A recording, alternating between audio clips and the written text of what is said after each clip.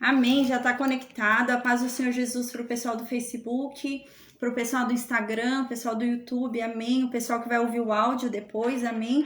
O pessoal do Meet, a Cleonice, o Daniel, a Eliane, a Dorinha, a Cláudia, a Maria, o José, a Cida, a Silvana, amém. A paz do Senhor Jesus a todos, amém. A gente hoje vai falar sobre Provérbios 3, né? Capítulo 3.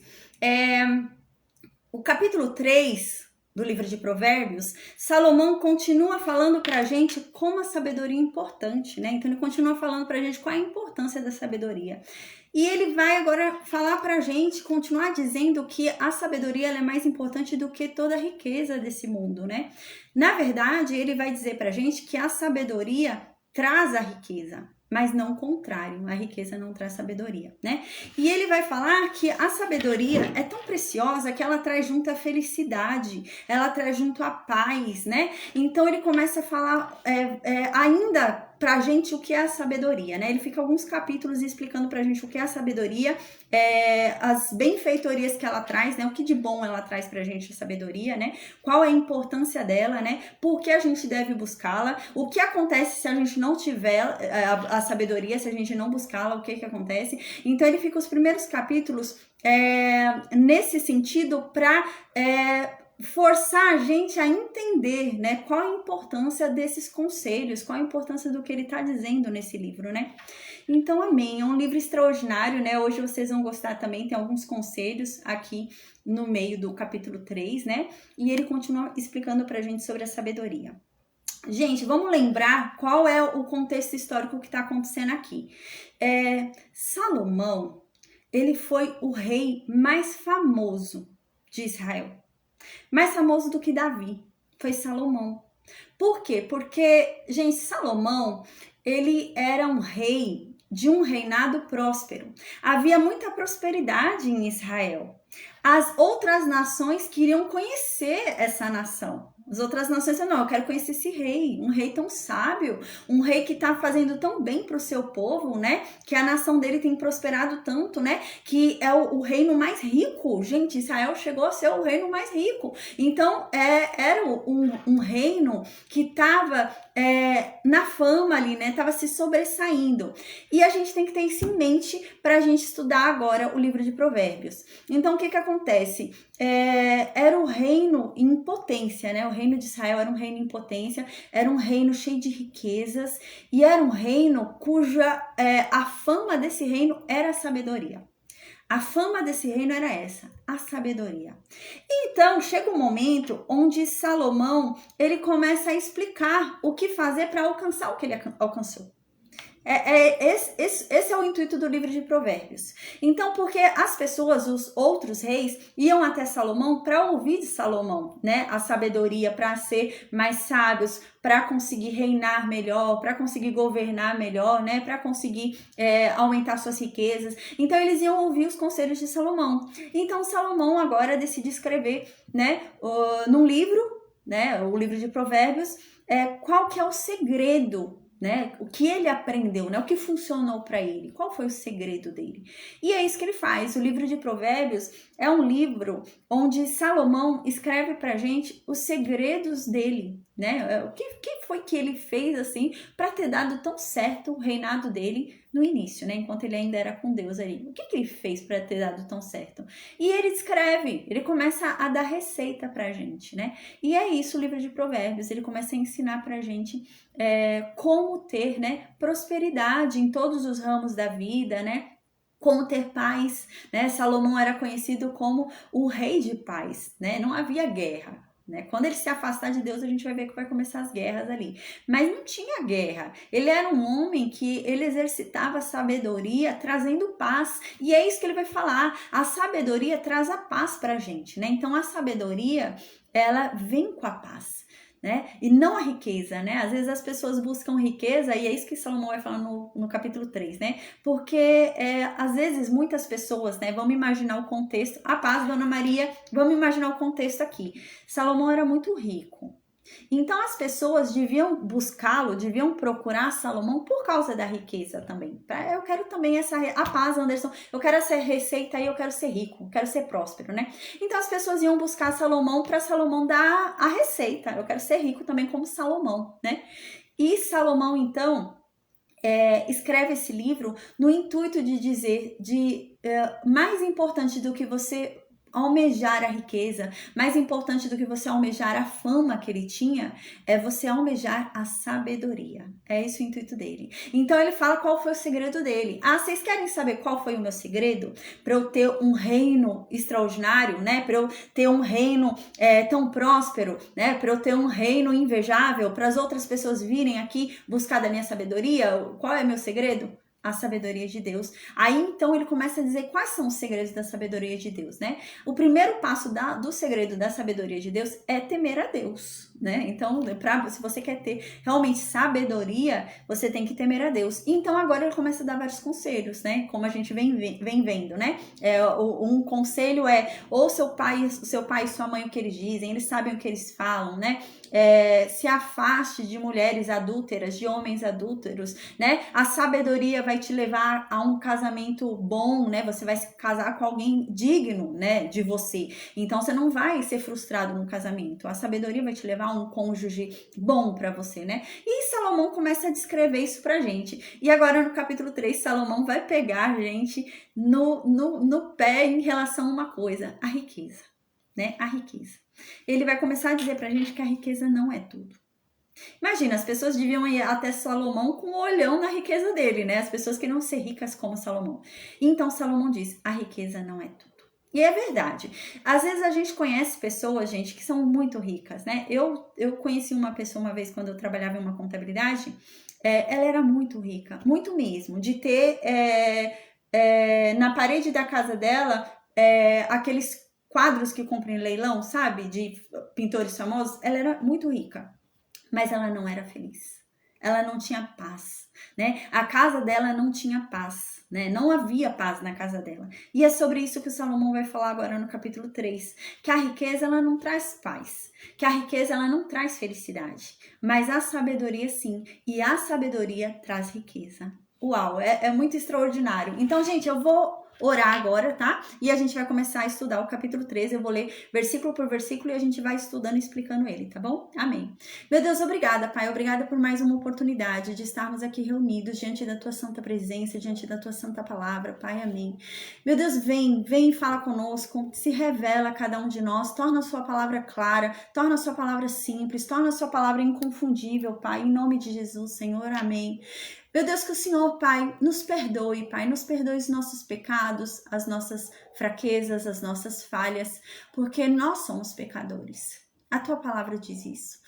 Quem há que não peque, Pai? A Tua palavra diz que nós pecamos até mesmo em pensamentos, Pai, ainda que involuntariamente os nossos pensamentos são pecaminosos. E por isso nós lhe pedimos perdão, Pai, que o Senhor nos perdoe, assim como nós perdoamos a quem nos tem ofendido.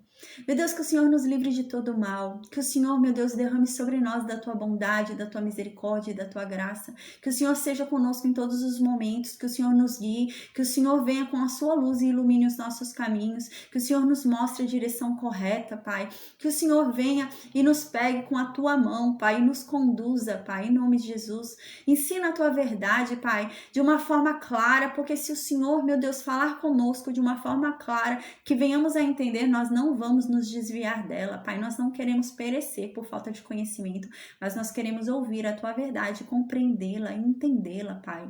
Meu Deus, que o Senhor venha derramar sobre nós sabedoria. Meu Deus, que tenhamos sabedoria para entender a Tua palavra, que tenhamos sabedoria para ouvir a Tua voz, compreender o que o Senhor diz, Pai. Amém. Derrama sobre nós da Tua sabedoria, Senhor. Amém. Meu Deus, que o Senhor nos livre de todo mal, em o nome de Jesus, amém. Meu Deus, que o Senhor me use, Pai, que o Seu Espírito Santo use a minha boca para propagar a Tua verdade, que da minha boca saia somente, meu Deus, a Tua palavra, saia somente a Tua verdade, em nome de Jesus, amém. Amém.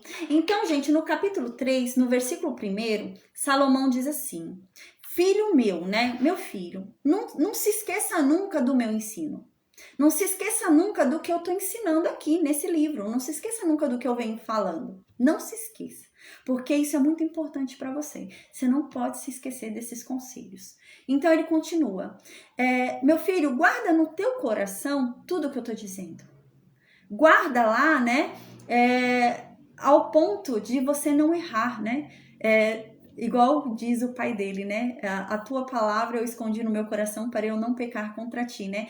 E é isso que Salomão tá falando, né? Então eu tô te dando a receita, eu tô te dando conselhos sábios. Guarda, né? Guarda no teu coração. Se você seguir esses conselhos, ó, não vai ter erro. Você vai ser feliz, vai dar tudo certo. Então guarda com muita atenção todos os conselhos que eu tô dando, tudo que eu tô dizendo, presta muita atenção. Então no versículo 2, Salomão continua dizendo, e ele fala assim: olha, é importante você guardar todos esses conselhos que eu tô falando, todo esse ensinamento que eu tô falando, por quê? Ele diz, porque esses conselhos vão aumentar os teus dias na terra. Você vai viver mais tempo. Todos esses conselhos que eu estou te dando é para que você viva mais tempo, para que você tenha uma vida longa. Então é importante você guardar o que eu estou falando, é importante você guardar todos os ensinamentos. E aqui ele diz, e você não vai ter um longo período na terra tribulado. Gente, porque há diferença, né?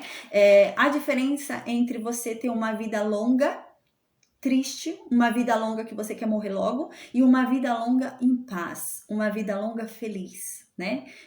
Existem pessoas que querem que a vida encurte logo porque não são felizes. Agora, quando você tem paz, quando você é feliz, você quer ter uma vida longa, porque você tem paz. Uau, uma vida longa em paz e em felicidade, todo mundo quer, né? O que não se quer é uma vida longa em tristeza, né? Em angústia, em sofrimento. Aí não. E é isso que Salomão está dizendo aqui. E se você ouvir os meus ensinamentos, se você ouvir os conselhos que eu estou dando nesse livro, você vai ter uma vida longa. E vai ter uma vida longa feliz. Você vai ter uma vida longa em paz. Vai ser uma vida boa. Então, no versículo 3, ele agora vai continuar dando os conselhos dele. Então, no versículo 3, Salomão diz: olha, meu filho, não abandone a benignidade e nem a fidelidade. Salomão está dizendo: meu filho, não deixe de ser bom. Meu filho, não deixe de ser fiel. Às vezes, né, a Bíblia diz isso, né? A gente respondeu o mal com o bem. E é esse o intuito, é isso que Salomão está dizendo aqui. Ainda que pareça que você não está tendo lucro, ainda que pareça que você não está recebendo nada em troca, não pare de fazer. É isso que Salomão está dizendo. Não deixe de ser bom. Não deixe de ser fiel. Ainda que quando a gente é fiel, o outro não é, né? Às vezes a gente é fiel a alguém, né? A gente tá sendo fiel ali àquela pessoa e a gente descobre que aquela pessoa foi e apunhalou a gente, né? Enganou a gente. Aí existem pessoas, né, que por causa de uma frustração falam: agora eu vou ser assim com todo mundo, né? Me enganaram, então agora eu vou enganar todo mundo. Então, mas nem aí, não vou ser mais fiel a ninguém, porque eu fui uma vez e me enganaram, né? Então é isso que Salomão tá dizendo. Não deixe de ser porque uma vez você foi frustrado. Azar de quem te frustrou, não é teu. Continue sendo fiel, vale a pena. Né? Ainda que alguém nessa caminhada da sua fidelidade tenha te traído, né? Eu fui fiel e meu marido me traiu, meu marido me enganou. Aí a pessoa começa a ter um trauma ali, né? Não deixe de ser fiel, né? Porque o outro errou. Continue sendo fiel. E aqui ele diz, continue sendo bom. Às vezes é difícil, né? A gente ser bom. A gente é bom e o outro não reconhece, né? O outro não reconhece a nossa bondade e ainda trata a gente mal, né? Então, às vezes a gente quer cortar, não vou mais fazer também. Eu ajudava, agora eu não ajudo mais, né? Salomão diz, não. Por quê, gente? Se a gente pensa assim sobre um igual nosso, se a nossa paciência é encurtada por uma pessoa que a gente tem as mesmas a mesma propensão de errar daquela forma, e a gente não consegue ter compaixão, a gente não consegue ser bom, a gente não consegue ser fiel, imagina Deus. Como que eu quero bondade de Deus se eu não puder ser bom por um próximo meu que eu sei o que ele passa, eu sinto na pele o que ele passa, nós somos iguais. Eu posso cair dessa forma, eu posso errar dessa forma, eu já fui infiel, eu já fui ruim, né? Na história da minha vida eu já errei, eu já magoei pessoas, ninguém é perfeito, alguém você já magoou. Na estrada da nossa vida a gente deve ter magoado alguém, não existe ninguém que fala, não, nunca magoei ninguém. Você magoou. Em algum momento da sua história você magoou alguém, você foi o ruim. Em algum momento da sua história você foi. E é disso que se trata. Se você, sendo um igual a ele, não consegue entender, não consegue ter compaixão, não consegue, né, demonstrar o bem, como que você quer que Deus demonstre? Deus não é igual a gente. Deus é melhor do que a gente. Deus não tem as propensões que a gente tem. Deus está livre disso. Deus é superior a gente. Se eu quero a bondade de Deus, eu tenho que praticar a bondade. Se eu quero a fidelidade de Deus, eu tenho que ser fiel. A gente já falou sobre isso uma vez, né? Uma aula. Deus, ele é um Deus retributivo. A Bíblia inteira diz isso. Deus, ele é um Deus retributivo. Ele te dá o que você dá. É um Deus retributivo. Ele te perdoa se você perdoar o seu próximo. Se você não perdoar seu próximo, ele não te perdoa. A Bíblia diz isso. Para que ele possa te perdoar, você tem que perdoar o seu próximo. A Bíblia diz que se você tiver compaixão com o seu próximo, a Bíblia diz que Deus tem compaixão com você. A Bíblia diz que Deus, ele não consegue sentir as coisas que eu faço, né? Gente, Deus é muito superior a gente, Deus é muito distante. O bem que eu faço, ele não sente, o mal que eu faço, ele não sente. Então a Bíblia diz que qual é a forma dele avaliar as minhas ações? Através do próximo. A paz, Francisco, amém. Através do próximo. Então, Deus avalia a minha bondade através da bondade que eu faço ao próximo. Deus avalia a minha maldade através da maldade que eu faço ao próximo. Mas realmente não está dando impacto nenhum em Deus, porque ele é muito superior a tudo isso. Mas ele avalia através do que eu faço ao outro, né? Por isso que Deus fala, todo aquele que pediu água e você deu, era Jesus pedindo água. Então ele está avaliando, né, a tua bondade, a tua fidelidade, e ele retribui. É isso que a Bíblia diz, né? Ele retribui, né? Então ele retribui segundo aquilo que a gente faz, né? Então, se eu perdoo, ele me perdoa. Se eu demonstro bondade, ele derrama bondade sobre mim. Se eu tenho compaixão, ele tem compaixão de mim. Se eu tenho misericórdia, ele tem misericórdia de mim. Amém. Francisco, ele fez uma pergunta aqui no Facebook, ele tá falando, se Deus já sabe tudo o que precisamos, por que eu devo orar para ele? Porque a gente deve confessar com a nossa boca. A Bíblia diz que a gente deve confessar com a nossa boca. Ele sabe o que a gente precisa antes mesmo da gente dizer, mas a gente tem que confessar, a gente tem que buscar ele, né? A gente tem que falar com ele. A gente tem que confessar com a nossa boca. Quando a Bíblia diz que ele sabe tudo que nós precisamos, é que a gente não deve se preocupar nas orações da gente ser muito detalhista, né? Naquela época, eles tinham um medo muito grande de Deus não conseguir atender eles, né? Então, eles oravam como? Eles oravam, Senhor, por exemplo, né? Tem 2 guarda-roupas em casa. Aí um guarda-roupa tá quebrado, precisa comprar um guarda-roupa. Aí eles começavam a descrever muito, porque eles achavam que Deus podia se confundir. Então eles falavam, Deus, eu preciso, me dá dinheiro, porque eu preciso de um guarda-roupa. Aquele guarda-roupa lá marrom, que tá lá no meu quarto, ele quebrou, o senhor viu, tá sem uma porta. Ele começava a descrever, né? Achando que Deus podia errar. Não, porque se eu falar e eu não escrever para Deus, Deus vai me dar outro guarda-roupa, vai me arrumar o outro, né? Então, eles entendiam que tinha que escrever bem o que você quer para que Deus não desse errado. Né? Eu falo, Deus abençoa o meu carro que tá lá na rua, né? E se eu não descrever a cor do meu carro, o ano do meu carro, o modelo do meu carro, Deus vai abençoar o carro de outra pessoa. Deus vai se confundir lá na rua e vai achar que é outro carro, né? E eles achavam assim. Então, para isso, né?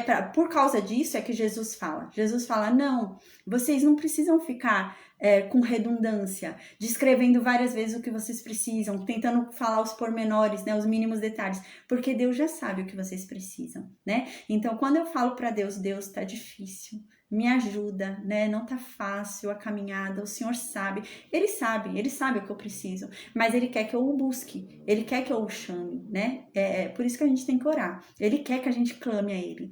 Deus, Ele é um Deus que Ele não é igual a Satanás. Deus sabe o que a gente precisa, sim, mas Deus, Ele só se manifesta quando a gente clama, por isso que a gente tem que orar. Deus saber o que eu preciso não significa que Ele vai me dar. Eu preciso clamar. Por exemplo, né? Ana. Se Ana não tivesse clamado, ela não teria tido Samuel. E Deus sabia que ela precisava de Samuel. Mas ela precisou clamar. Então, tem essa diferença, né? Francisco está perguntando por que Jesus não aparece para nós. Jesus está à direita do Pai hoje, né?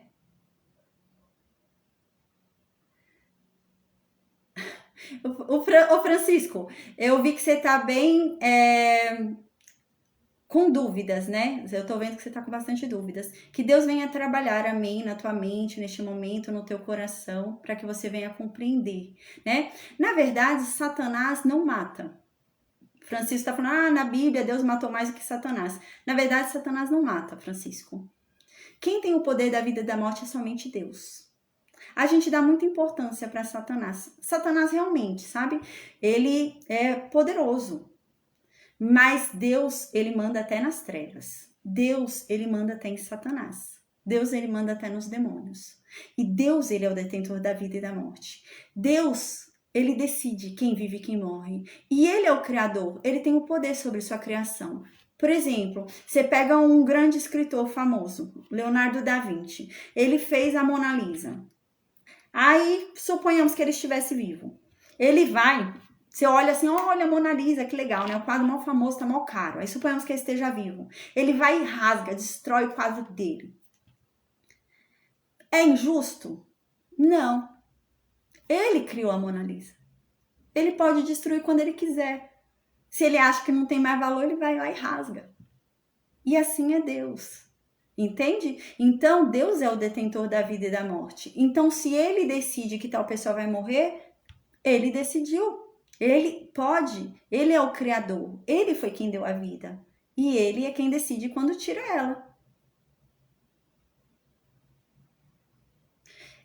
Eu vou continuar a aula, Francisco. Aí, no final da aula, se você quiser, você pode me chamar no WhatsApp, qualquer coisa. Eu tô vendo que você tá cheio de dúvidas, né? Eu vou te convidar a uma coisa. Eu sei que a gente, no início, você deve ser novo convertido, ou talvez ainda nem se converteu. No início, quando a gente tá conhecendo a Bíblia, dependendo de quem fala da Bíblia pra gente, a gente chega cheio de questionamentos. A gente chega até com raiva de Deus quando a gente vai estudar a Bíblia, quando a gente vai aprender sobre Deus, dependendo de quem falou dele pra gente. E a gente tem que ter muito cuidado com isso, né? E eu vejo que você tá assim, né? Igual você tá falando, se Deus é só o bem e o amor, como é que o pecado entrou no céu? Não, o pecado ele não entrou no céu. O pecado ele nunca entrou no céu. O pecado não entrou no céu. O que acontece que a Bíblia diz? Deus criou um ser que perfeito, tudo que Deus fez é bom. A Bíblia diz isso. Tudo que Deus fez, tudo que Deus faz é bom. É bom. E Deus fez Satanás. E quando Deus fez Satanás, Deus fez bom. Era muito bom aquilo que ele criou. Muito bom. Mas, assim como nós, os anjos, os querubins, eles também têm o livre-arbítrio. Deus, ele não criou robôs. Nem no céu. Ele criou seres com vontade própria. Mas tudo foi bom. Mas a Bíblia diz que Satanás, com o passar do tempo, né? Porque a Bíblia diz que Deus criou Satanás para ser o mais bonito de todos, entre todos os anjos, entre todos os querubins, entre todos. Era para ser o mais bonito. Deus se esforçou muito para criá-lo. E quando Deus criou, Satanás, né? Provavelmente ele via, né, os olhares dos outros anjos, né? Os outros anjos ficavam ali vendo, né, a beleza, né, o esplendor de Satanás. Satanás, a ele foi dado muito poder, né? Deus deu muito poder a Satanás, né? Só não tem mais poder que Deus. Então, em um determinado momento, Satanás, né, começou a se sentir, começou a se tornar orgulhoso, né? Então ele começou a se achar muito bom, muito bom, muito bom, e ele começou a se esvaziar de Deus. Foi daí que entrou o mal. Porque, na verdade, Deus é bom. A bondade que há em nós não vem de nós, vem de Deus. Deus é bom, eu não sou boa. A bondade que há em nós vem de Deus. E Satanás começou a se esvaziar de Deus. E quando você se esvazia de Deus, você encontra o mal. Porque o mal é a ausência de Deus. Se Deus está ali, há o bem. Se Deus não está, não há o bem. Há o mal. Então foi assim que começou a surgir, entendeu? Mas não quer dizer que Deus é mau. Não, mas Deus, ele é tão incrível, Deus é tão extraordinário, Deus, ele não é um carrasco. Deus, ele não é igual Satanás, que ele entra invadindo a casa das pessoas e obriga as pessoas a fazerem as coisas, né? Deus não é igual Satanás, que, por exemplo, você vê uma pessoa endemoniada, a pessoa não sabe nem o que tá fazendo. Quando ela volta, ela não lembra o que ela fez. Satanás é assim, Deus não. Então, por isso que Deus... Quando Deus viu, no início a Bíblia diz que Deus deixou ainda Satanás um período lá no céu. Mas quando Satanás fez uma rebelião lá no céu e quis tomar o trono de Deus, aí Deus falou, não, peraí, desce. Aí Deus mandou Satanás vir para a terra, Deus jogou Satanás aqui na terra. E junto com Satanás vieram 1/3 dos anjos, né? Que vieram os anjos caídos e viraram demônios. Mas eles todos tinham livre-arbítrio. E a maldade deles não vinha de Deus, mas sim da ausência de Deus. É isso que a Bíblia diz, entende?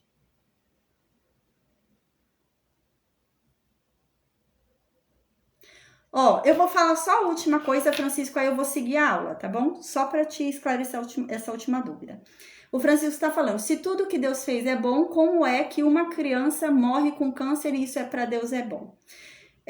O que acontece? Quando Deus fez... Tudo era muito bom quando Deus fez. Mas Deus pôs uma condição, a obediência. Deus falou, para que tudo continue assim, como eu fiz, bom, vocês têm que me obedecer. Então vocês não vão poder comer desse fruto proibido que está aqui no centro do jardim. Por quê? Porque o mal já existia. Quem era o mal que já existia? Satanás.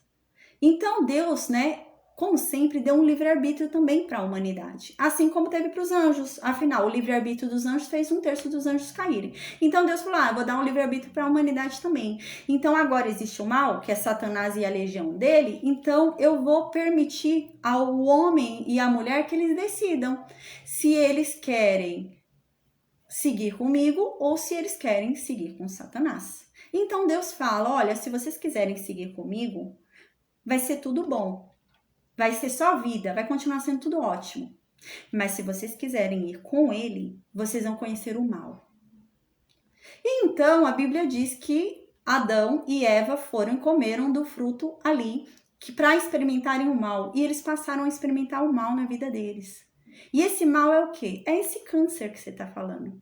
Esse câncer que mata uma criança não veio de Deus, veio de Satanás. A doença hoje que uma pessoa tem não veio de Deus, veio de Satanás. Por quê? Porque nós passamos a experimentar o mal. O mal de quem? De Satanás. Esse mal que hoje a gente experimenta de Satanás é que Deus está permitindo que a gente possa ver qual é o reino que Satanás queria pra gente. O reino que... Porque Satanás, a vontade de Satanás sempre foi ser rei. Ele quer ser Deus, Satanás. Então ele queria reinar. Ele queria ser o nosso rei. Ele queria ser o nosso Deus. E Deus, então, permitiu que a gente experimentasse. Né? Então, já que Adão e Eva escolheram experimentar o mal, a gente não tem mais escolha, a gente experimenta o mal nas nossas vidas. Mas Deus, hoje, ele deu uma outra opção pra gente. A gente também pode reverter essa situação através de Jesus Cristo hoje. Então, eu não tenho escolha em não experimentar o mal hoje. Porque foi uma escolha que veio lá de Adão e Eva. Então, eu ainda sou obrigada a experimentar o mal. Mas hoje, eu tenho, né, uma outra saída, que é através de Cristo. Mas nesse mundo, enquanto eu viver nesse mundo, enquanto eu viver essa primeira vida, eu tô sujeito a experimentar o mal. Eu não tô... O mal é deste mundo, né? Esse mundo jaz no maligno. O mal é desse mundo. Então, enquanto eu viver nesse mundo, a gente passa a ter violências, esterilidade, falta de amor próprio, câncer, doenças e tudo isso. E é culpa de Deus? Não, não é culpa de Deus. Isso daí que a gente experimenta hoje, toda essa maldade humana, não vem de Deus, mas Deus permite que a gente hoje experimente um pouco, não é todo, mas um pouco do reinado que Satanás queria ter pra gente. É um pouquinho, porque a Bíblia diz que Satanás está preso entre aspas, assim, Deus segura Satanás, né? Satanás não está solto, totalmente solto, os demônios. A Bíblia diz que há um equilíbrio, porque senão eles estavam fazendo a festa. Então Deus tem um controle sobre eles. A Bíblia diz isso. Mas Deus permite que a gente saiba como que é o governo que ele queria pra gente. E o governo que Satanás queria ter pra gente, o mundo que Satanás queria pra gente é esse. É um mundo de câncer, é um mundo de drogas, é um mundo de homicídios. É esse o mundo que Satanás queria pra gente. E Deus permite que a gente sinta isso, que a gente experimente este mundo que Satanás queria pra gente. Pra quê? Pra que a gente decida. Pra onde que eu vou? Eu quero ir com Satanás ou eu quero ir com Deus?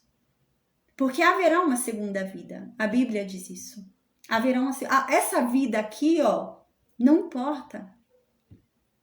Essa vida aqui a gente só tá apostando pra próxima. O que importa mesmo é a próxima vida, não é essa. A próxima é o que importa. E a questão é essa, Deus está permitindo que a gente sinta o reinado que Satanás queria ter pra gente, para que a gente possa decidir qual reino que eu quero. Eu quero o reino de Deus, que Deus me prometeu um reino onde não há doenças, onde não há roubo, onde não há morte, não há nada de ruim, não há mal. Ou eu quero o reino que Satanás quer para mim, que é o reino de câncer, um reino de dor, um reino de sofrimento. A Bíblia diz que Deus diz que nessa segunda vida, o mal não se levantará pela segunda vez. Deus diz isso. O mal foi só essa vez. Quando você morrer, você ressuscitar, se você for salvo, o mal nunca mais se levantará. Se você não for salvo, você vai arder no lago de fogo e de enxofre com Satanás, porque Satanás também vai ser lançado lá e vai sofrer, né? Porque Deus manda até mesmo em Satanás, tá?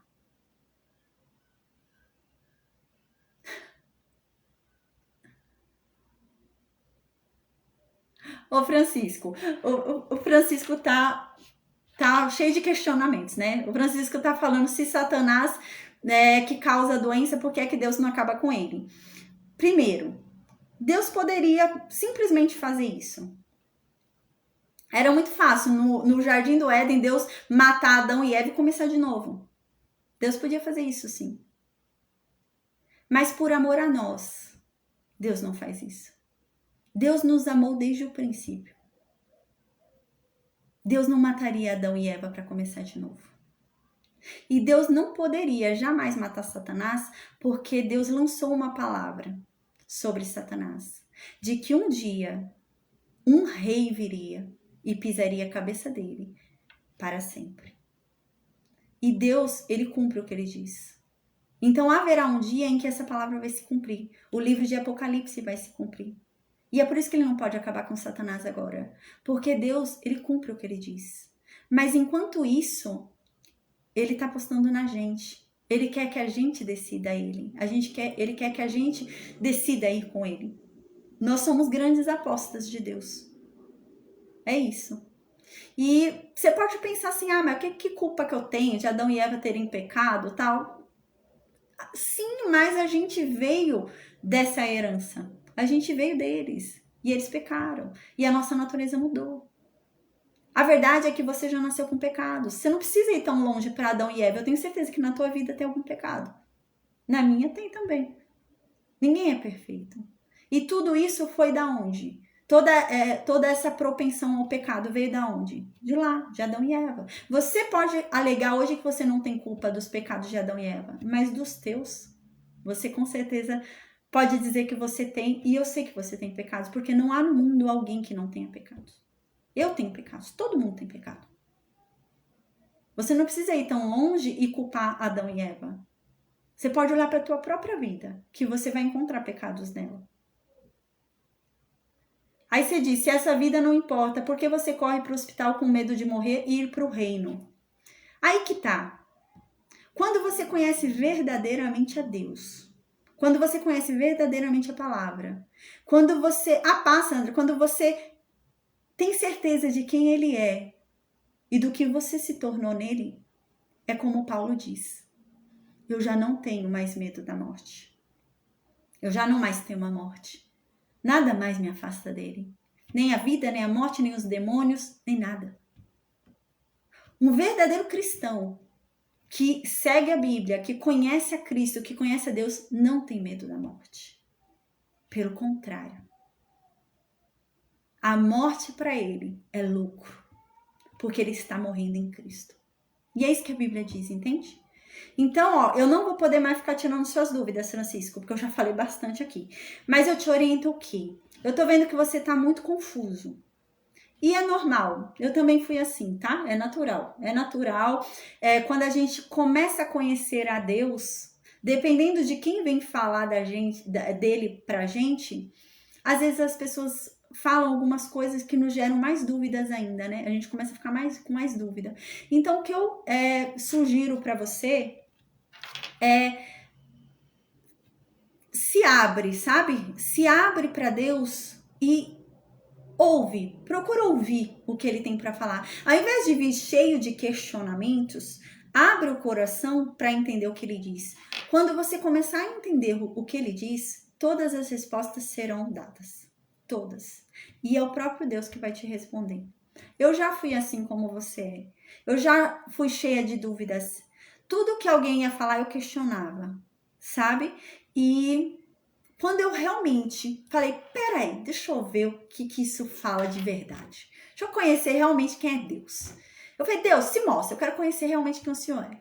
E comecei a ler a Bíblia e comecei eu mesma a buscá-lo. Eu mesma a estudá-lo, né? É lógico, é muito importante você vir aqui assistir a aula, é muito importante. Mas quando você faz isso, é que as respostas vêm. As respostas realmente vêm. Eu tô assim há mais de 10 anos já, né? Eu tô desde 2021 aqui ensinando. E ainda hoje Deus vem me trazendo respostas. Não há um tempo. A palavra de Deus se renova a cada dia. A cada dia que você buscar Ele, a cada dia que você ler a palavra dele, Ele vai te dar uma resposta. Ainda hoje Deus vem me dando respostas de coisas que antes eu não entendia. E Ele vem me respondendo. Então, mas eu deixei hoje de vir cheia de dúvidas. Eu parei para ouvir. Eu falei, não, tá, deixa eu ver. E comecei a ouvir.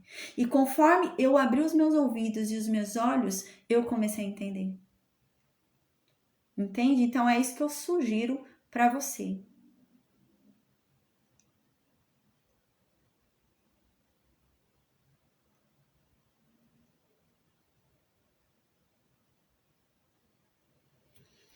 Ó, Francisco está falando, no livro de Mateus, capítulo 8, versículo 17, diz, para que se cumprisse o que fora dito pelo profeta Isaías, que diz, ele tomou sobre si as nossas enfermidades e levou as nossas doenças. Então, porque ainda existe doença?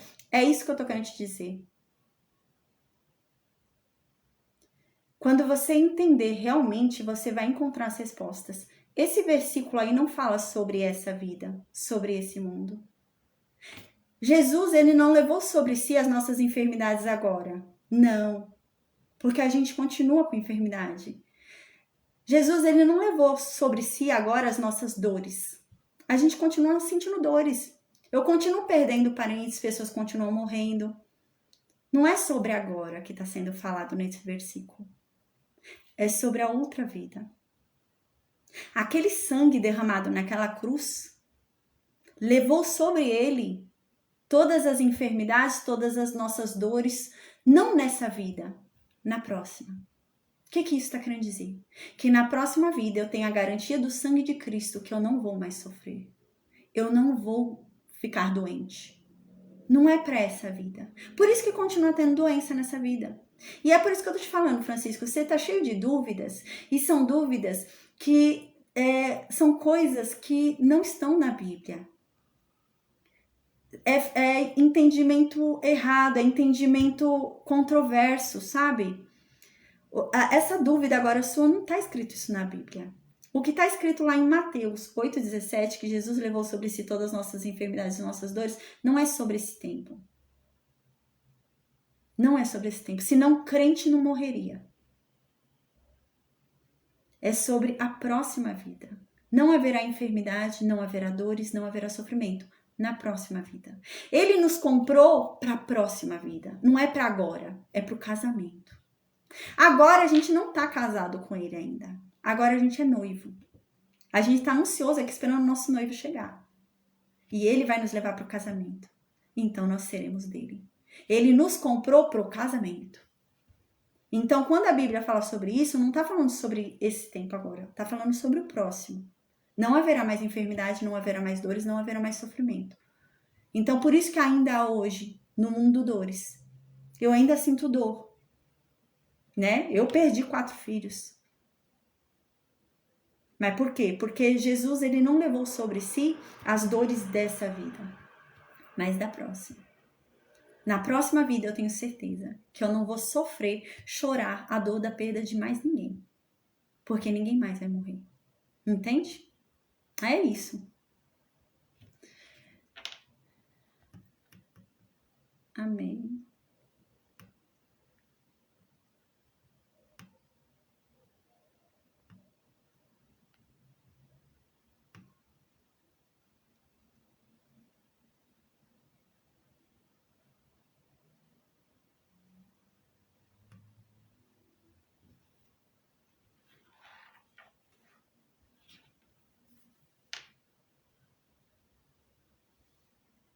Então, amém, gente. Deixa eu continuar a aula. Amém. Eu espero, Francisco, que você volte mais vezes. Assista a aula, entendeu?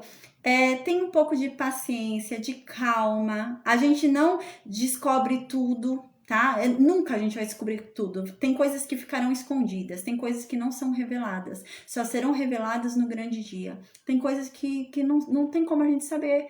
E a questão é essa, a questão é que o crente vive da fé, né? O crente entende a soberania de Deus e confia nela. Deus é soberano, ele sabe o que faz e acabou. Entende? Eu não preciso saber de tudo, né? Então eu te aconselho o quê? Tenta acalmar seu coração, entendeu? Todos esses questionamentos, essas suas dúvidas, né? Vai com calma, né? Tenha paciência, tá? Porque as pessoas, o problema das pessoas é esse. As pessoas querem ler a Bíblia e querem decifrar o mundo.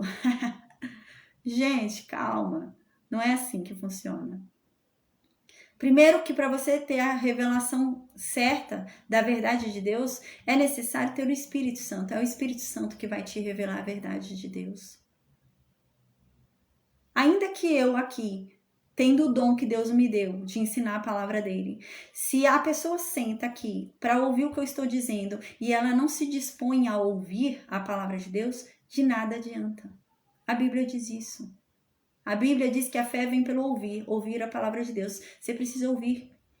Não adianta você sentar e só questionar, você sentar e só ficar debatendo. Você tem que ouvir. Quando você começar a ouvir, você vai começar a entender. Entende?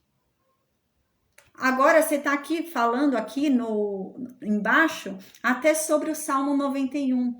Entende? Até sobre o Antigo Testamento você está falando. Isso é muito claro para mim que é de alguém que não tem um entendimento bíblico.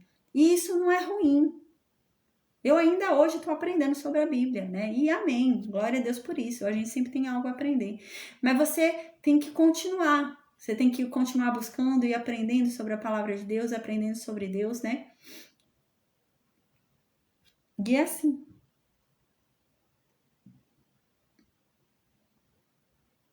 E o Salmo 91 não é nesse sentido que você está falando. Ora a Deus e pede instrução e continua assistindo as aulas. Continua assistindo as aulas, tenta assistir a aula desde o início, desde Gênesis, tá? E você vai entender. A verdade de Deus vai se revelar a você e você vai começar a compreender a verdade de Deus. Entende? Ninguém vai nos livrar hoje, né? Do que já foi. O mal já está nesse mundo. E é o que a Bíblia diz. Você tá angustiado aí, que você fala, cadê os anjos que não vêm livrar a gente? Cadê não sei o que não vem livrar a gente do mal? A Bíblia nunca disse isso.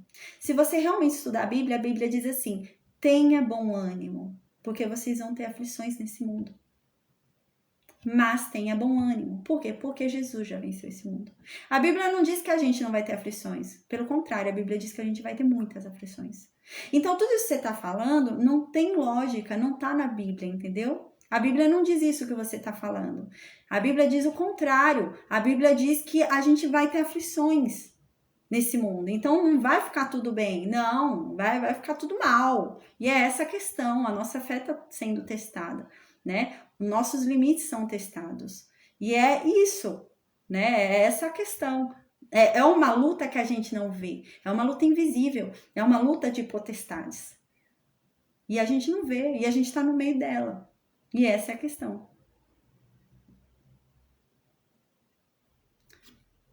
Então, gente, eu vou continuar, tá bom? Amém, amém, amém. Glória a Deus. Francisco, eu espero realmente que Deus abra o seu coração, que Deus abra a sua mente, transforme sua vida, como transformou a minha vida, tá?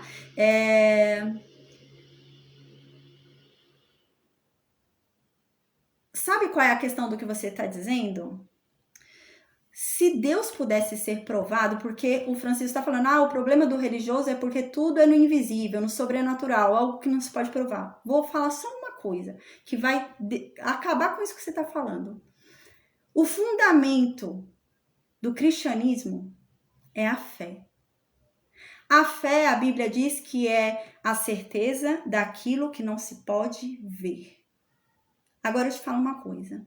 Se você puder provar que Deus existe, você acaba com todo o fundamento cristão, com todo o fundamento bíblico. Porque a Bíblia diz que o fundamento do cristão é a fé. Nós somos salvos pela fé. Então é isso mesmo, Francisco. Se eu pudesse provar Deus, se eu pudesse provar que Deus existe, eu não precisaria de fé. É totalmente contrário.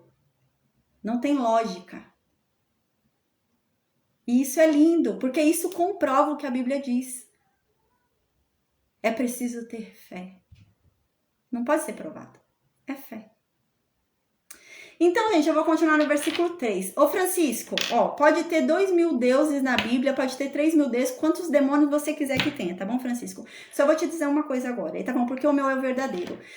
Eu vou te dizer uma coisa, o meu é o verdadeiro, e no dia que ele vier, o seu joelho vai se dobrar para ele, e a sua boca vai confessar ele, porque a Bíblia diz isso, que quando Jesus vier, todo joelho se dobrará e toda língua confessará. Acontecerá algo sobrenatural na tua vida neste momento. Você vai ser ressuscitado dos mortos. Quando você for ressuscitado dos mortos, você vai sentir algo diferente e você vai entender o que eu tô falando aqui, mas vai ser tarde demais. E você não vai poder mais ir para a eternidade de alegria. Você vai ser lançado no lago de fogo e de enxofre. E lá você vai se arrepender pelo resto da tua vida. Quando você olhar para o lado, você vai ver esses 2.000 deuses que você está falando aí, queimando no lago de fogo e de enxofre com você. E então, nesse momento, você vai odiar todos eles. Mas vai ser tarde demais. Você vai implorar para que você vá para o outro lado, mas não vai poder mais. E a Bíblia diz isso. E eu, sinceramente, estou bem tranquila, porque eu sei que você vai lembrar dessas palavras que eu estou te falando quando isso acontecer. E se eu fosse você, não apostava no contrário.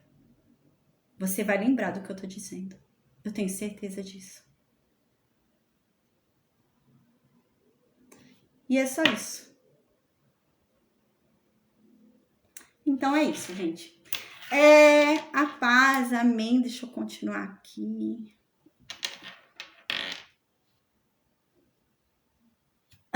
Amém, Maria. Amém, amém, amém, amém. Ô, Francisco, eu não vou ficar debatendo com você. A verdade é uma só, entendeu? Não existem várias verdades. A verdade é uma só. E eu espero, sinceramente, que você venha conhecer ao Deus verdadeiro, que você se entregue a Ele, se renda a Ele, porque a verdade é que Ele te ama, a verdade é que Ele anseia por ti.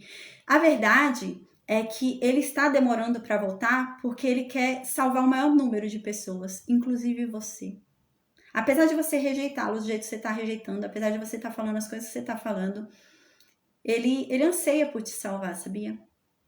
E eu espero sinceramente que você venha se render a Ele, que Ele venha tocar seu coração, que você venha ser transformado e que você venha pregar hoje esse Deus que você não acredita. Que você venha pregar. Porque eu já fui assim também. Eu já fui como você. Eu já fui o tipo de pessoa que tirava uma. Eu já fui assim. Eu já fui pro espiritismo, já fui para um monte de lugar. E eu tirava uma. Tirava uma de Deus, até de Deus. Questionava Deus, falava de... Nossa, eu xingava Deus de palavrão. Eu já fui assim. E Deus mudou a minha vida. E hoje aqui eu testemunho sobre Ele. E eu espero realmente que assim seja na sua vida. Que você um dia use essa sua boca para testemunhar sobre Ele. E eu espero que isso realmente aconteça, Francisco. Porque senão vai ser triste, viu? Vai ser triste porque o único fim que você tem, se você não fizer isso, o único fim é no lago de fogo e de enxofre. E não vai ser legal. Tá? Então, amém, gente. Eu vou continuar, então, aqui o estudo, tá? Amém. Então, gente, no versículo 3, Salomão fala: não abandone a benignidade e a fidelidade. Então, Salomão diz pra... Gente, desculpa, eu fiquei mais de 40 minutos, né? Debatendo, mas amém, amém. No versículo 3, Salomão diz: gente, nunca abandone a bondade nem a fidelidade. Foi o que eu tava dizendo, gente. A verdade é que Deus é um Deus retributivo. A Bíblia diz isso. Para Deus me perdoar, eu tenho que perdoar. A Bíblia diz: perdoe os meus pecados, assim como eu perdoo aqueles que me ofendem. Eu tenho que perdoar para que eu seja perdoada. Se eu não perdoo, eu não sou perdoada por Deus.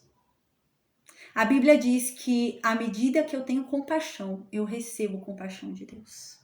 À medida que eu endureço o meu juízo, à medida em que eu torno mais ruim o jugo do outro, à medida que eu torno a vida do outro mais difícil, Deus torna a minha. A história de Edom fala sobre isso. Quando ali, né,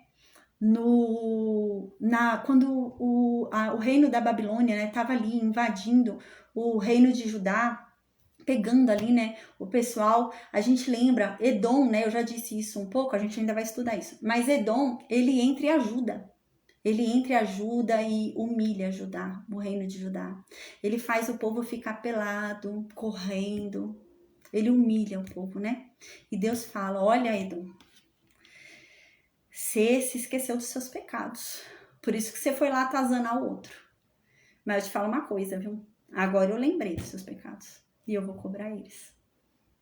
Mas eu vou cobrar os seus pecados na mesma medida da severidade que você estava julgando o povo de Judá.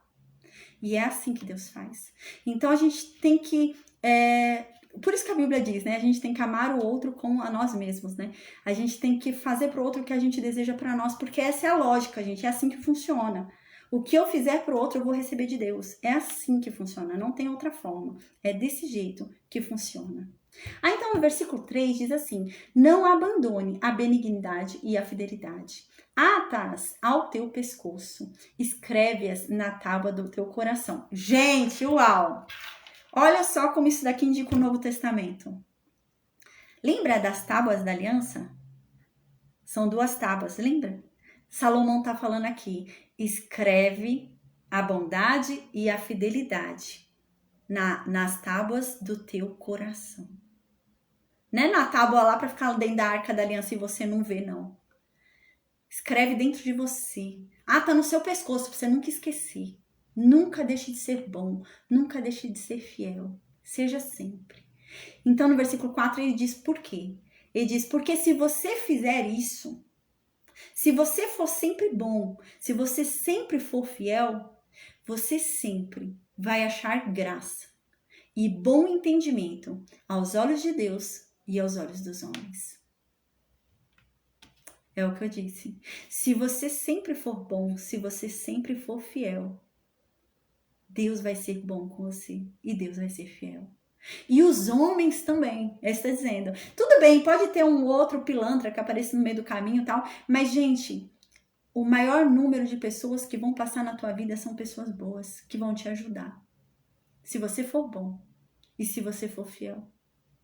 Ao longo da minha vida, eu encontrei algumas pessoas ruins, né? Alguns pilantrinhas, passa pela sua vida. Mas quando você é bom e você é fiel, o maior número de pessoas que passam na tua vida são para te ajudar. E é assim que é a vida de uma pessoa que é boa e que é fiel.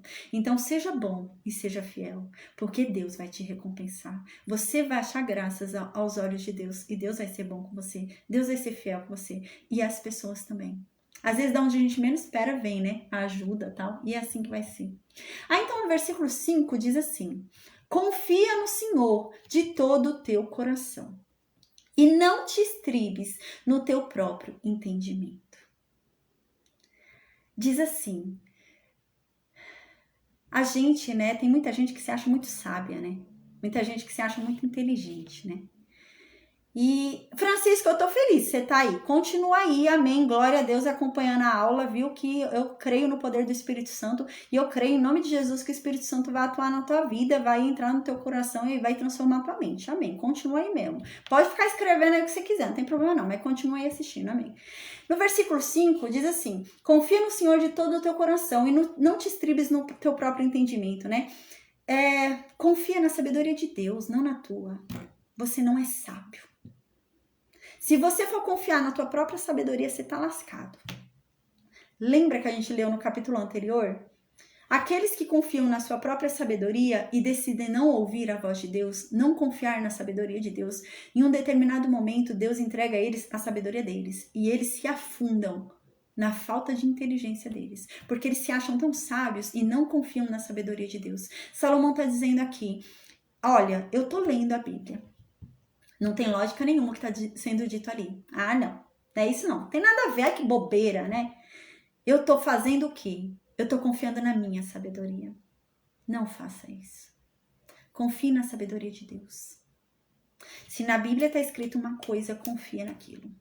Se na Bíblia está escrito que aquilo não é bom, confia. Se na Bíblia está escrito que ele vai voltar e os pecadores vão pro lago de fogo e de enxofre, confia nisso. Não confia na sua própria inteligência, porque você vai se dar mal. Então, no versículo 6 diz assim: lembre de Deus em tudo que você fizer, e assim ele vai te mostrar o caminho certo.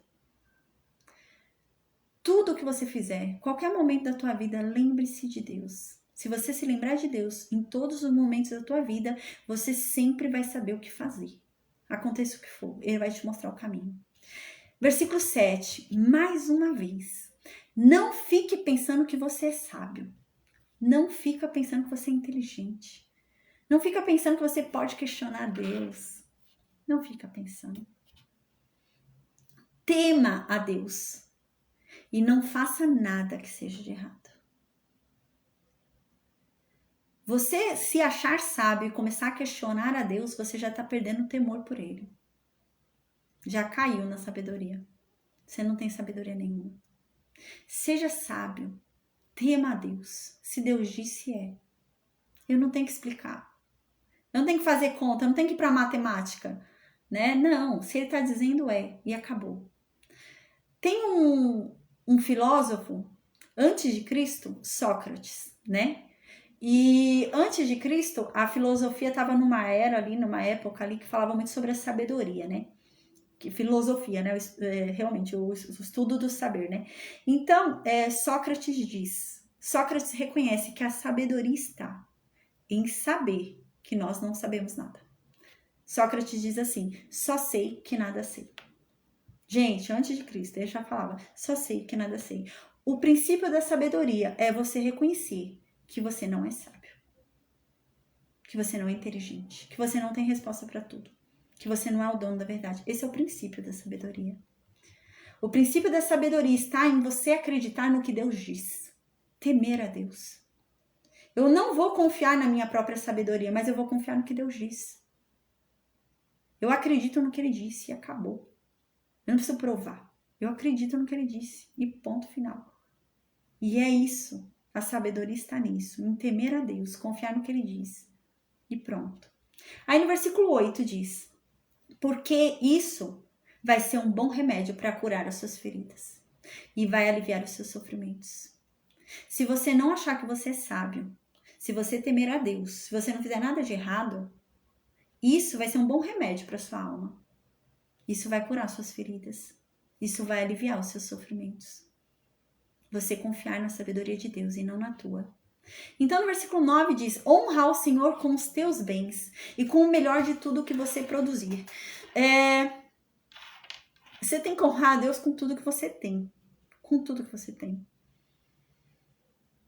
Aí você vai, pega uma casa e vai abrir um prostíbulo na casa. Você é uma pessoa cristã, tudo, não tem problema, não. Ali é uma boate, abrir a boate. Não. Honra a Deus em todas as suas coisas. Honra a Deus dentro da tua casa. Honra a Deus dentro do teu carro, quando você estiver indo para trabalhar e pôr aquela musiquinha. Honra a Deus. Honra a Deus com todos os teus bens. Honra a Deus com a tua televisão, quando você for pôr alguma coisa lá para você assistir. Honra a Deus com todos os teus bens. Honra a Deus com tudo. Honra a Deus em tudo que você fizer. Honra a Deus. E dê para Ele o que é o melhor. Não dê para Ele o que sobrar. Dê para Ele o melhor. O melhor do seu tempo. O melhor. Dê para Ele o melhor. Né? Teve um aluno uma vez que falou para mim, tem um pessoal na igreja dele que o pessoal tem uma nota que tá rasgada e não aceita no comércio da cidade, uma coisa assim. Aí falou que o povo separa essa nota para dar na igreja, para entregar para Deus, porque no comércio não aceita, então deixa eu entregar para Deus, né? Gente, é melhor não entregar. É como a Bíblia diz com Ananias e Safira, né? Acho que é Ananias e Safira o nome. Deus não pediu nada, é melhor que você não dê do que dê dessa forma. Então, no versículo 10 diz: faça isso. Faça isso. Honre a Deus com todos os seus bens. Dê a Ele o melhor que você tem. E então, os seus celeiros vão ficar cheios. Não vai te faltar nada. Sua casa vai ser uma casa próspera. Mas honre a Ele em tudo que você faz, em tudo que você tem. E dê para Ele o que é melhor. Não fique dando para Ele o que é pior. Como é para Deus, né? Esse outro serve, né? Não. Às vezes a pessoa vai, né? Compra para Deus uma coisa e para casa dela uma coisa melhor. Dê para Deus o que é melhor. Então, no versículo 10 diz: faça isso. E os seus depósitos ficarão cheios de cereais. Se você fizer isso, nada vai te faltar. E você vai ter tanto que vai até sobrar. É isso que está dizendo aqui. E diz assim, e você vai ter tanto vinho, né, que vai até transbordar, né, que vai ultrapassar o armazém. Ou seja, está dizendo, você vai ter tanto que vai sobrar e você vai poder ajudar outras pessoas, gente. É isso que está querendo dizer aqui. Mas honre a Deus. No versículo 11 diz assim: filho meu, presta atenção quando Deus te castigar. Não fique igual uma mula, né? A Bíblia diz isso. Quando Deus vier bater, né? Não faz igual a mula, que apanha e não aprende, continua fazendo errado. Gosta de apanhar, né? Não gosto de apanhar. Quando Deus vier castigar você, presta atenção, aprende, muda, se endireita. E aqui diz, e não fique desanimado quando Ele te repreender. Ele é como um pai repreendendo o filho. Não quer desanimar, Deus me repreendeu, fica desanimado porque Deus está repreendendo. Não fique. E aqui no versículo 12 ele diz, não fique desanimado, porque Deus só castiga e repreende quem Ele ama. Se Ele está fazendo isso, é porque Ele te ama. Então não fica desanimado, não fica triste, porque está te castigando, porque está te repreendendo, não fica não. Ele é como um pai, que Ele só quer bem para o filho dele.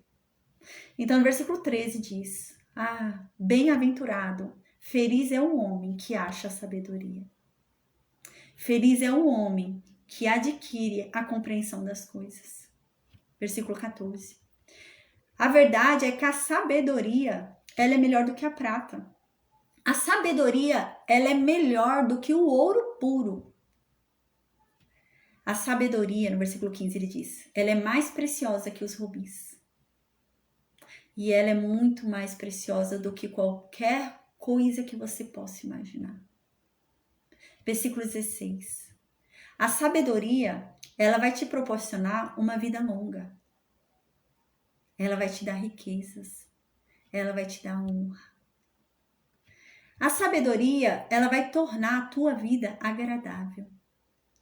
Ela vai te guiar por caminhos de paz. A sabedoria, ela é uma árvore. Ela é uma árvore que dá vida. Todo aquele que toma dela tem vida. E é feliz todo aquele que a retém. Deus, com sabedoria, ele criou a terra. Com o conhecimento dele, ele colocou o céu no lugar que tem que ficar o céu. Com a sabedoria dele, Deus fez os rios, Deus fez os mares, Deus colocou cada coisa no seu lugar. Deus fez as nuvens e dos céus cai água também, além da água que existe aqui na terra. E Deus fez tudo isso com a sabedoria dele. Versículo 21. Meu filho, tenha sempre sabedoria. Nunca deixe que a sabedoria e a compreensão se afastem de você. Nunca. Versículo 22. Porque a sabedoria e a compreensão é vida para a tua alma. E é um adorno ao teu pescoço. Ela te torna mais bonito. Ela te torna mais belo. Te torna mais elegante. É como se fosse um enfeite bonito que você põe. É a sabedoria e a compreensão. Versículo 23. Então, você vai andar confiante pelo teu caminho. Por causa da sabedoria. A sabedoria vai te fazer ser confiante. Não porque eu me sinto. Não, é por causa da sabedoria. E assim, o seu pé não vai tropeçar. Você não vai errar, você não vai cair. Versículo 24. Por causa da sabedoria, você vai deitar e não vai ter medo de nada.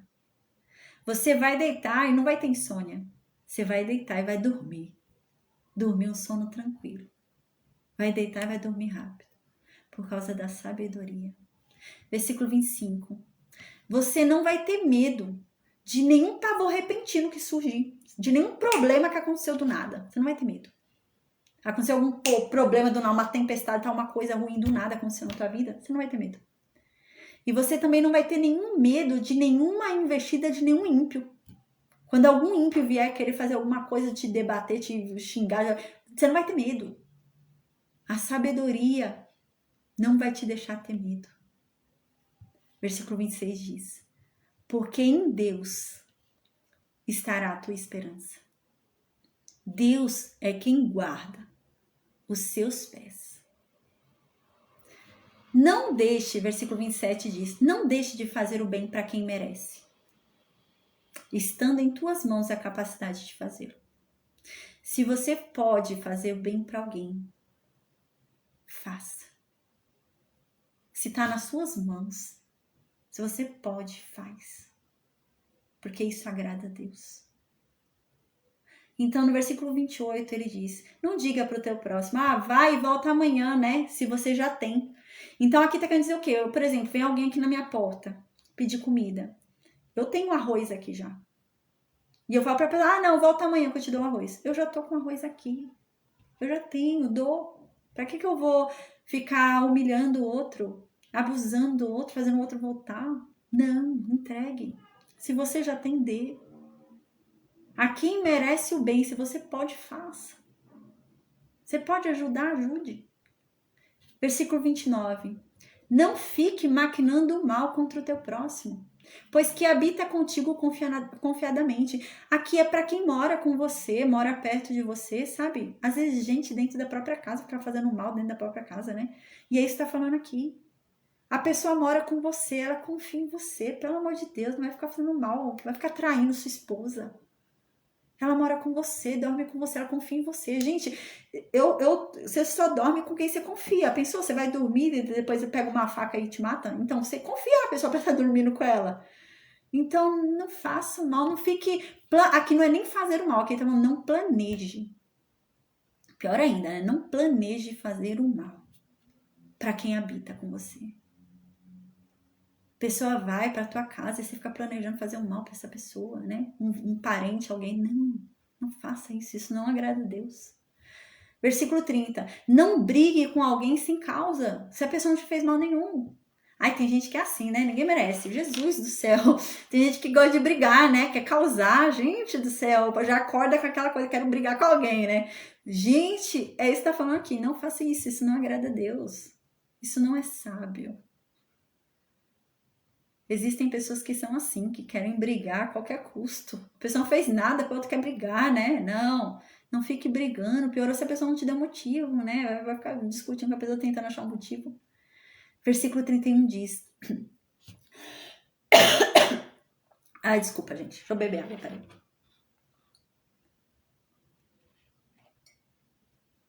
Versículo 31 diz... Não tenhas inveja do homem violento, nem escolha nenhum dos seus caminhos. Às vezes, quando a gente olha, né, sei lá, às vezes a gente tá andando no caminho certo, né, no caminho do Senhor, tudo certinho, fazendo tudo justo, né? Sai de manhã para ir trabalhar, volta tarde, cria os filhos no caminho do Senhor, faz tudo certo, ora, lê a Bíblia, faz tudo certinho. Aí você olha, aquele que tá roubando, matando, comprou uma mansão, comprou o carrão do ano, tá, né, cheio de coisa. Aí aqui tá dizendo, não inveje ele. Seja o que for que ele tenha, não inveje. Não é bom. Aquilo tudo que ele conquistou não é bom. Ele conquistou por meio da violência. Ele conquistou por meio da mentira, do roubo, do homicídio. Não tem inveja. Aí aqui diz, nem escolha nenhum dos seus caminhos. Não fica olhando e fala, ai meu Deus, eu tô trabalhando, não tá dando nada, aí eu acho que eu vou trabalhar como ele. Não faça isso. Não siga os caminhos desse povo. E aqui diz no versículo 32, por quê? Não faça isso, porque o perverso para Deus é abominável.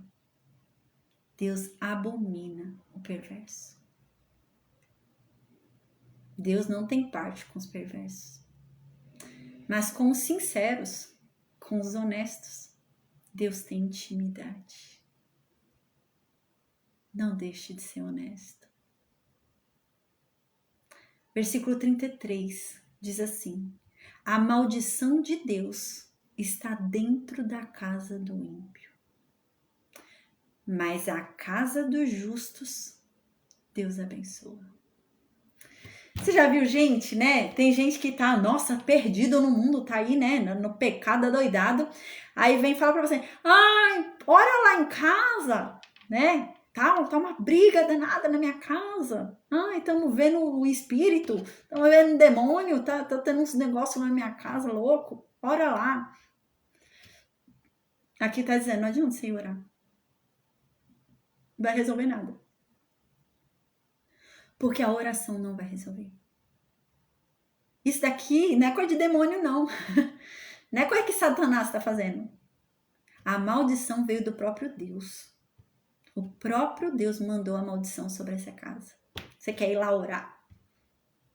A única forma de mudar isso, de quebrar essa maldição, é essa pessoa se convertendo.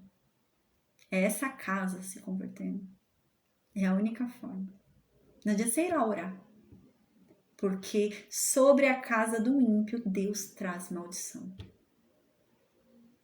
Tem uma mulher que minha mãe conhece e ela morava com a sogra dela e elas não se davam bem, brigavam muito, né? E a sogra dela faleceu. E a sogra dela, quando elas moravam juntas, a sogra dela ficava batendo nas panelas, brigando, as duas brigando o dia inteiro e batendo panela. A sogra faleceu e agora que a sogra faleceu, as panelas ficam batendo sozinha. Aí ela tá na sala com os filhos dela, as panelas pula, gente. As panelas pulam assim, fica batendo sozinha. E uma vez minha mãe falou pra mim, falou, nossa, mas ela falou que lá na casa dela acontece isso, né? Não sei o que, tal. E a Bíblia diz, realmente, né? A gente vai falar sobre isso mais pra frente. A Bíblia diz que tem 2 lugares onde o morto fica. 2 lugares. Um lugar que é o dos justos e um lugar que é do ímpio. A Bíblia diz que o lugar dos justos é um lugar de descanso. O justo dorme e descansa até que Jesus venha. Mas existe um lugar que a Bíblia diz que é um lugar de tormento, onde os ímpios ficam. Eles não descansam até que Jesus venha. Eu acredito, não sei, pelas coisas que eu já vi na minha vida, né? Eu acredito que eles ficam num looping. Eles ficam vivendo um inferno. Eu acredito nisso, pelo que eu já vi, né? As coisas que eu já vi. E eu acho que é o que essa mulher vive. Não sei, né? Eu imagino. Porque eu falei pra minha mãe isso. Eu falei assim, eu acho realmente que ela tá ali. Mas ela tá ali presa naquela coisa, né? Nesse lugar onde não tem descanso. E ela fica batendo na panela como batia quando era viva. Mas ela não vê a mulher e os filhos na sala. Ela não tem acesso, né? A Bíblia diz que eles não têm acesso ao nosso mundo e nem a gente ao mundo deles. Então a gente não pode falar com mortos. E eles também não falam com a gente. A gente não tem acesso. São lugares diferentes. Mas a Bíblia diz que existe esse lugar de tormento, de inferno que eles ficam até que Cristo venha. E eu acredito que essa mulher esteja nisso, né? E ela falou uma vez pra mim, né? Aí eu falei que, na verdade, né, quem tem que quebrar isso é a mulher. Não adianta eu ir lá orar. Quem tem que quebrar isso que está acontecendo é a mulher que fica lá. Quebrar essa maldição. Né? Porque tá afetando ela, tá afetando os filhos dela, né? Então tá uma maldição na casa. Isso é uma maldição. E ela é que tem que quebrar. Não adianta oração, né? Tem gente que fala, vai lá orar na minha casa. Não adianta. Só quem pode quebrar a maldição da casa do ímpio é o ímpio. É o ímpio se convertendo, não tem outro jeito, né? Não é demônio, não. É Deus mesmo que manda a maldição. Tem uma outra vez também, né, que eu tava voltando da faculdade, eu e meu amigo, né? A gente voltando da faculdade, tava na rua, há uns tempos antes, uns meses, semanas, não lembro, morreu um menino. Tinham 2 meninos correndo, um atrás com um revólver, um na frente correndo. E ele morreu ali, daquele jeito, correndo. E eu tava indo com meu amigo, e meu amigo que viu primeiro, não fui nem eu. Ele falou, Bruna, você tá vendo isso? Aí quando eu olhei, era um vulto branco correndo. Do menino. Parecia um menino mesmo que morreu, o vulto. Você não viu o rosto, nada, mas eu vi o vulto direitinho, branco, correndo. E ele corria ali, onde morreu. Aí corria, aí ele correu e sumia, bem onde ele morreu. Aí ficava a fumaça onde ele morreu, onde ele tomou o tiro, morreu. Aí ficava. Aí eu acredito realmente que deve ser isso, né? Um looping, sei lá, a pessoa fica em tormento ali, né? Fica vivendo aquilo, né? Aquele tormento, ficar sendo atormentada, né? E existe isso, viu, gente? É bom o ímpio saber disso, para ele se mudar aí, né? Vai se converter, né? Porque você acha que vai morrer e vai descansar, vai não, viu? O ímpio, a Bíblia não diz que morre e descansa, não. Aí passa esse tormento, ainda Jesus vem e te lança lá no lago de fogo e de enxofre. Toma cuidado. Aí no versículo 34, diz assim: Deus zomba dos que zombam dele, mas Deus ajuda os humildes. Aqueles que se acham muito, que ficam falando de Deus, tirando uma de Deus, Deus também tira uma deles. Deus também se escarnece deles. Mas os que são humildes, Deus ajuda. Aqueles que não se acham os sabedores, né? Mais sábios do que Deus, Deus ajuda. Então, no versículo 35, para finalizar, diz assim: os sábios vão receber honra, mas os que não têm sabedoria, esses vão passar cada vez mais vergonha. Amém, amém, amém, amém. Amém.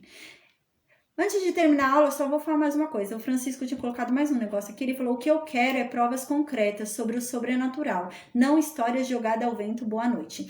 Então, gente, vamos terminar agora, mas como eu havia dito, a Bíblia nos ensina sobre sabedoria, né? E a sabedoria é algo que nos traz paz.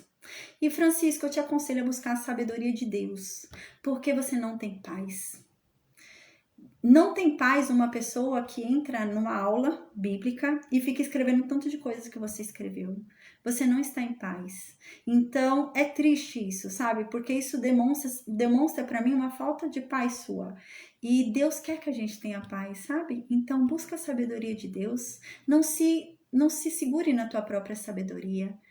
O primeiro grande passo que você pode dar na vida é você entender que você não sabe de nada. né? Assim como eu também, eu não sei de nada, né? A sabedoria vem de Deus, não vem da gente. Não confio no seu próprio entendimento, não confio na sua própria sabedoria, né? É só isso que eu tenho para te aconselhar, porque eu percebo em você uma falta de paz, para ter escrito tanto de coisa, você perdeu um tempo enorme com tanto de coisa que você escreveu aqui no canal, tô vendo um monte de coisa escrita, e glória a Deus que você ficou assistindo a aula, porque amém, eu creio no poder do Espírito Santo e que o Espírito Santo tenha falado contigo. Mas eu te convido a pensar um pouco sobre isso, sabe? Que paz é essa que te leva, durante uma aula aqui sobre sabedoria, a ficar escrevendo esse monte de coisa? Que paz é essa que você está sentindo? Sabe? Isso não é uma paz verdadeira. Então, busca a sabedoria de Deus, sabe? Não confia no seu próprio entendimento, não, tá bom? Então, amém, gente. Amém. Eu vou perguntar no Meet se alguém tem alguma dúvida. Enquanto isso, eu vou desconectar o Facebook, Instagram e YouTube, tá bom? Amém. Deus